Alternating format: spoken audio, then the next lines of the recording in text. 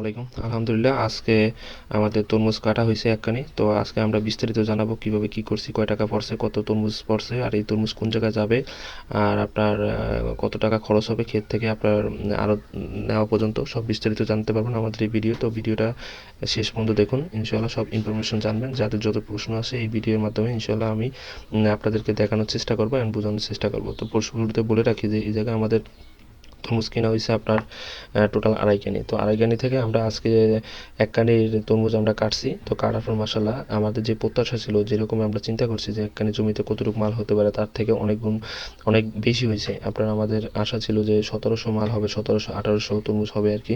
তো সেই ক্ষেত্রে আমাদের এই জায়গায় তরমুজ হচ্ছে 2205টা। তো মাশাআল্লাহ এটা আমাদের জন্য খুবই খুশির সংবাদ। এটা শুনে আমরা ভালো হলো, মানে ভালো লাগছে। কিসের জন্য? কারণ আমাদের এই জায়গা থেকে যদি আমাদের প্রত্যাশা থেকে যদি আমাদের কিছু তরমুজ বেশি হয়, সেক্ষেত্রে আমাদের অনেক ভালো বাজার পাওয়া যাবে অ্যান্ড অনেক বিক্রিটা অনেক বেশি আসবে। তো আমি আপনাদেরকে এই জায়গায় একটা ইনফরমেশন দিয়ে রাখি। এই জায়গায় আমাদের এই জায়গায় কানির সিস্টেম, ঠিক আছে? এই জায়গায় হচ্ছে 1 কানি, 1 কানিতে হচ্ছে 160% 1 কানি।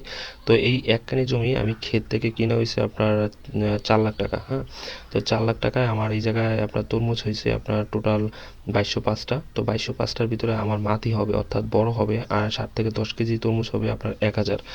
আর হচ্ছে আপনার যেগুলো আছে, একটা আছে মাঝারি সাইজ হবে আপনার ধরেন 800, আর একটা হচ্ছে কাইটস হবে অল্প কিছু।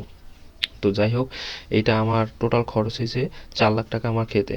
আরেকটা বিষয় আমি আপনাদেরকে জানিয়ে রাখি, যখন আপনি একটা তরমুজ কিনবেন, কেনার পর আপনার ক্ষেত থেকে শুরু করে আপনার ক্ষেত কাটা থেকে শুরু করে আপনার বোট পর্যন্ত, অর্থাৎ আপনি যেই ট্রলারে মাল নেবেন ওইটাই করে ওইটাই পৌঁছে দেওয়ার দায়িত্ব কিন্তু কৃষকের। এটা নিয়ে আপনাদের কোনো চিন্তা করা লাগবে না, আর কোনো টেনশন করা লাগবে না। তো মাঝখানে আমি আরেকটু কথা বলে রাখি, আরেকটা তরমুজ আমি কাইটে দেখলাম, মাশাআল্লাহ আপনারা দেখতে পেতেছেন যে এটা কি পরিমাণ লাল হয়েছে আর এত পরিমাণ মিষ্টি। আর বিশেষ করে এখন অনেক গরম পড়তেছে, সেই ক্ষেত্রে আপনার এই তরমুজ এখন অনেক মিষ্টি আর হচ্ছে আপনার অনেক মজা, ঠিক আছে? যাই হোক, আপনারা এই জায়গায় যদি কেউ আসেন আমাদের সাথে ব্যবসা করতে চাইলে, তারা নিজেরাই বুঝতে পারবেন যে আসলে আমাদের কথায় কাজের মিল আছে কিনা। তারপর এই জায়গায় আমরা খাওয়ার পর আমরা আমাদের দেখতে পাইতেছেন আমাদের তরমুজ লোড করা চলতেছে। আপনার শ্রমিকরা আর কি, যারা লেবাররা আছে তারা আপনার ক্ষেত থেকে নিয়ে যেতেছে, ট্রলারে আনতেছে। তো এটা আমাদের যাবে আপনার মিমসা যাবে, কুমিল্লা মিমসা যাবে এই তরমুজগুলা।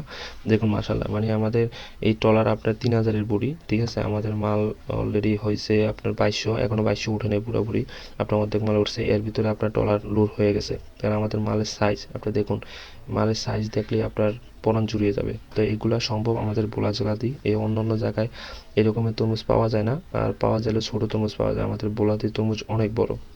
তো যাই হোক, এই জায়গায় আমাদের টোটাল খরচ হবে আপনার 4 লাখ টাকা খেতে আমার মাল তরমুজ কেনা হয়েছে। আর লেবার যেটা নামাইতেছে এটা হচ্ছে আপনার কৃষকের, যার তরমুজ কিনছি তার।